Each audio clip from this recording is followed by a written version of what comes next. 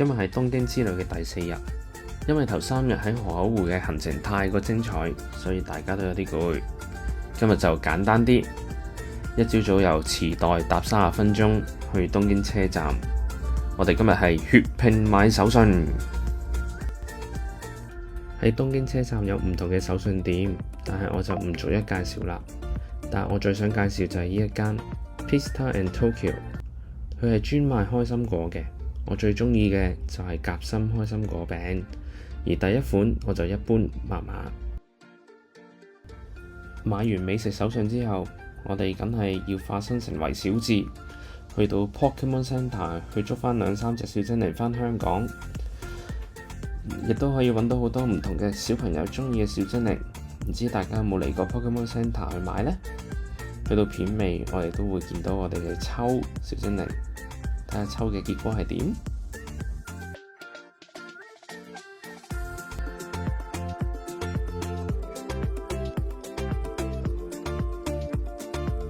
兩位小精靈訓練員出嚟啦！啱啱喺東京再買，飛機場再買13000幾嘅，真係好鬼抵啊！你睇下買咗咁大袋，都係13000幾yen，600-700蚊到咋。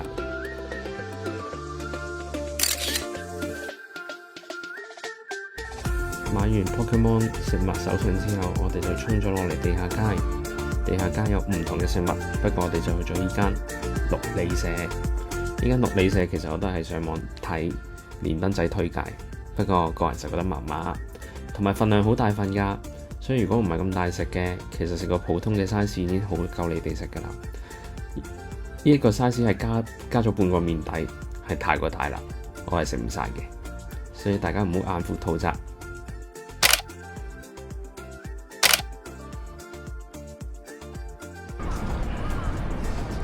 東京車站，丸之內中央口啊！呢個東京車站歷史非常悠久，其實佢1914年已經開通咗㗎啦。佢有表縣關之稱，具有首都中央車站嘅地位，唔需要轉車已經達到32個都道府縣，一日裏邊可以有3000個班次，面積相當之大。大約等於3.6個東京巨蛋，月台亦都係日本數量第一。代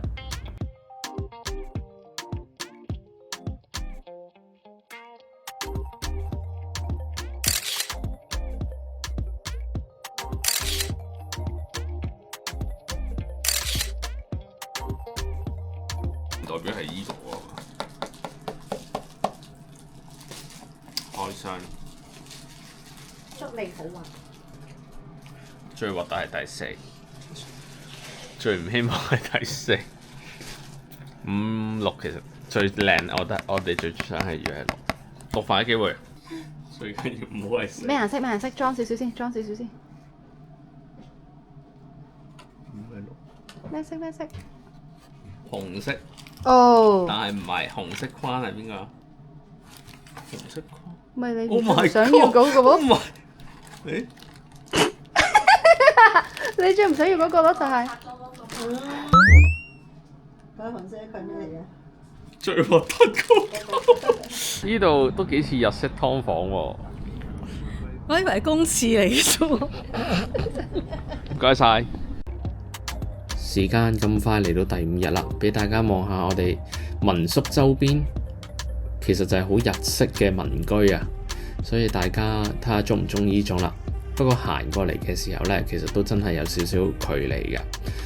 如果大家覺得唔方便，都係住返酒店。去邊啊？去邊？我哋去明治神宮。明治神宮。然後去食，係咪？然後食我媽家姐。然後先去 Shibuya Sky，就係涉谷。日。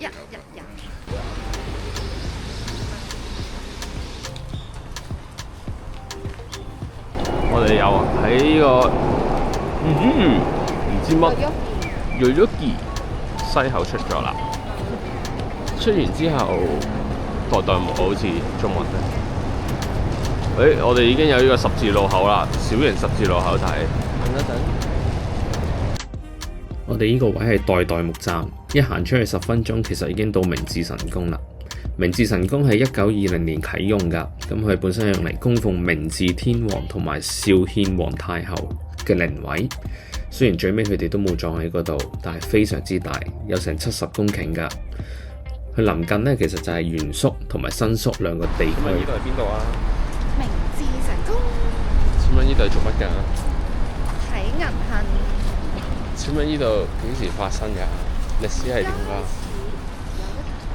呢個係天皇寺，明治天皇嘅寢宮。定係嗰啲佢嗰個墓室嗰啲宮啊？因為我哋會後製翻落去㗎。好似係紀念佢並不嘅祭祀佢應該會再誇張啲嘅喎，應該呢幾棵係。我都主要係頭先今朝睇個 YouTube 嘅翻嚟，所以未 verify。但係我哋而家係 YouTuber 喎。但係而家你同我係 YouTuber。鳥居啦。鳥居係。鳥居係咩嚟㗎？明治神宮嘅入口。係。鳥居用嚟做乜㗎？鳥居我都唔知係咩嚟嘅，但係成個日本都係鳥居，全部都係鳥居。呢個裝置就叫鳥居。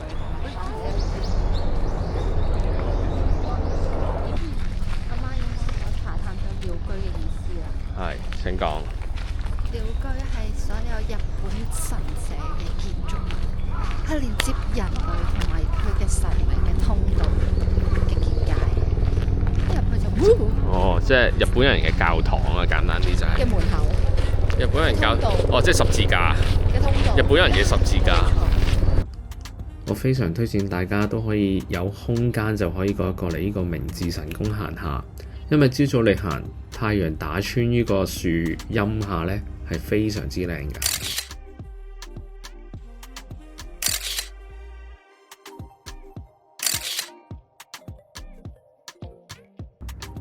眼前所見係日本最大嘅鳥居，呢個係第二代嚟㗎啦。因為第一代呢，其實喺66年嘅時候唔好彩地俾雷擊損毀，而喺71年重建㗎。最特別嘅地方原來係用台灣嘅模。係日本酒場，呢個就係葡萄酒場，因為明治天皇推崇日本嘅西化，所以佢今年唔係不如飲，我唔中意飲。我剛剛係影張酒啊。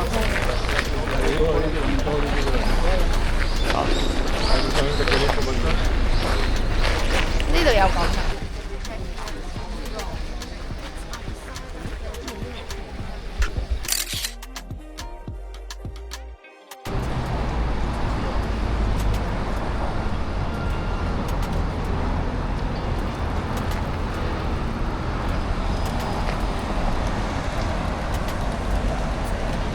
老婆，我哋去錯咗地方啊！冇去錯，去咗都係明治神宮。大路都來。不過唔係你想去嗰個地方啫。我哋其實要去明治神宮外院。點解啊？因為嗰度先有你想睇嘅銀杏。係大家想睇。OK。睇呢個方向，係咪我哋查區唔識？記得我揾㗎嘛，我相信自己，我冇質疑過自己。都要 fact check 嘅。就係因為今朝冇 fact check 到，我哋盲目地相信咗。大道理㗎啦，audit係唔應該相信人㗎嘛。但我唔係 audit。所以我後悔咯。佢而家脫離咗 audit 嘅生活。我哋有 segregation of duty 㗎嘛。所以我都應該。我哋一個 prepare 一個 review。係，所以都係咁，所以 overall 責任嚟嘅呢個。control deficiency。跟住都要 review。control 你都啱。deficiency。SICD。唉，點算啊？好，我哋而家要去外園啦，所以搭呢架車，搭呢架車，8號仔有隻狗喺上面嘅。好，我哋嚟到明治神宮外園。最尾我哋都成功搭咗8號巴士過嚟外園，呢個就係我哋想睇嘅銀杏。周邊呢，其實都有咖啡店可以俾大家去稍作休息，但係大家呢，就要預多啲時間去排隊啦，因為當日呢，呢個 peak season 呢係非常之多人嘅。咁一路行，大家都會見到好靚嘅銀杏啦。咁因為明治內園呢就用日本風格，但係外園呢就係用洋風庭園嘅風格。咁所以呢，行喺度呢，其實係有少少去咗外國嘅感覺㗎。咁大家要小心啲啦，唔好好似我哋咁一個唔小心去咗內園但係其實而家大家係想睇銀杏，咁就去錯地方啦。因為內園其實唔係好多銀杏嘅啫，係出邊嗰幾棵。咁大家預翻時間啦。其實兩個園區唔近㗎，搭車呢其實都要搭10分鐘，跟住行多5分鐘，預嘅時間都要成15分鐘㗎。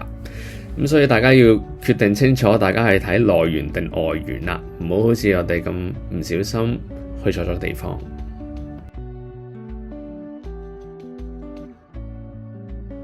呢度唔遠，你望去對面真係好。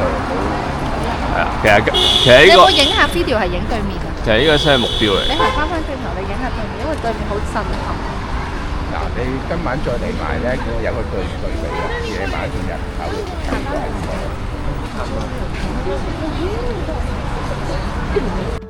11、12月就係銀杏嘅季節，所以大家自己可以預翻時間啦。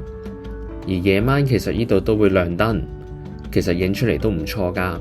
咁就可以睇下大家係鍾意朝早過嚟定係夜晚過嚟。我哋就 prefer 朝早，因為我哋覺得影相嚟講呢，應該朝早影出嚟會靚啲。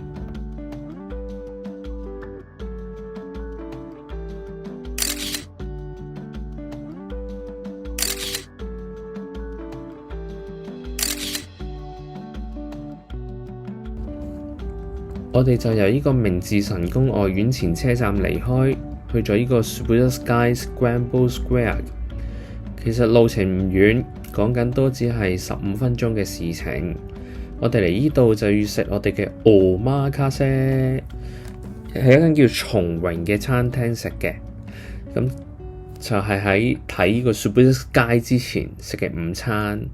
而我都非常推薦大家可以試下呢個Omakase，因為咧其實每個人頭咧都係講緊230蚊港紙嘅啫，有包11件壽司啦。其實亦都可以喺 Table Check 嗰度 book 位㗎，所以係非常之方便。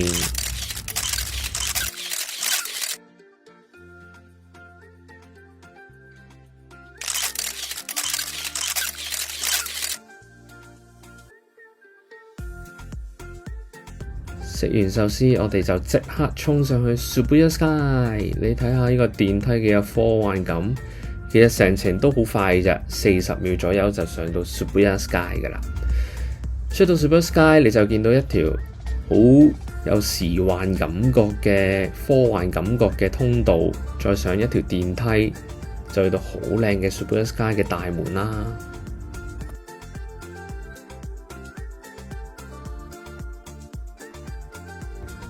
因為 Shibuya Sky 咁高嘅關係，亦都好大風，所以咧，譬如啲帽啊、攝錄器材嗰啲棍啊，當局都唔俾你帶上去，一定要擺喺 locker 㗎，因為驚會發生危險或者吹走啦。咁大家都要留意。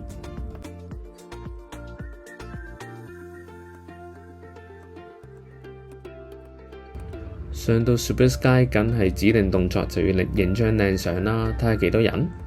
另外都有 Sky Stage 嘅，大家可以提早買飛入去坐住喺度飲香檳，不過我哋就冇咁做啦。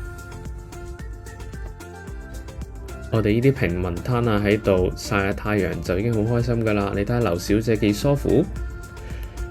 我哋當日就2點半鐘上到嚟㗎啦，因為我哋知道日本就早天黑，唔早啲上嚟呢就會好快日落。但係記住喎，因為你早上嚟呢要 book 定飛，因為好多人搶呢個時間入嚟㗎，唔一定可以2點幾就入到嚟㗎。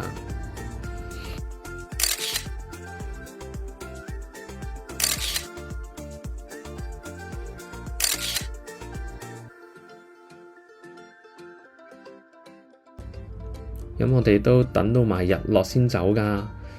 咁但係呢，其實日落就都好多人嘅，亦都越嚟越凍，越嚟越大風。咁所以睇下你哋會唔會選擇睇埋日落啦？需唔需要食？Hong Kong number one。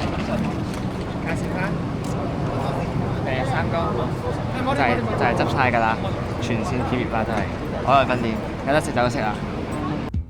夜晚我哋都返到嚟新宿去睇呢個最新嘅景點，有啲似 Osaka 嗰邊嗰個大字跑嗰個人，不過呢個就係一個 4D 嘅貓貓電視。但係當日我哋喺現場睇呢，又冇係睇片段更震撼喎，咁所以大家就可以選取係咪一定要過嚟呢度啦。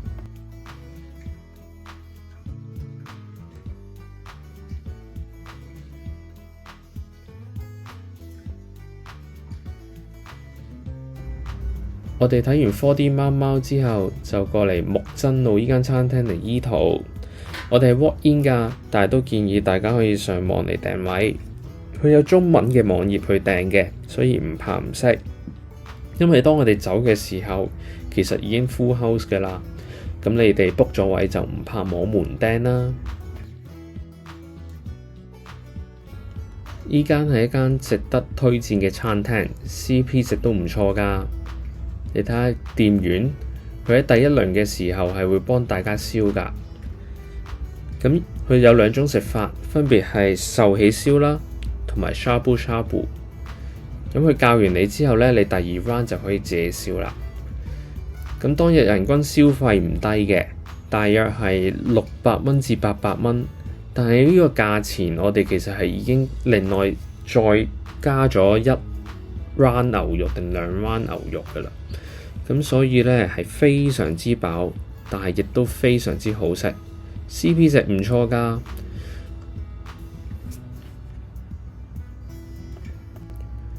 牛肉方面，其實佢係用上最高級嘅松板牛，亦都壽喜燒汁係非常之調得非常之香甜適中，唔會過甜，但係又帶出到牛肉嘅鮮味。佢好嘅地方係又有壽喜燒，又有 shabu shabu。咁大家如果覺得壽喜燒太流，咁大家又可以選擇 shabu shabu， 或者好似我哋咁，如果多人食嘅話，就2樣都可以食到，就唔使只係食一樣嘢啦。咁所以我哋都非常推薦大家可以過嚟試一試。咁除咗呢間餐廳，其實除咗呢個位置之外，佢都仲有唔同嘅地方，有唔同嘅分店㗎，大家可以上網去留意一下。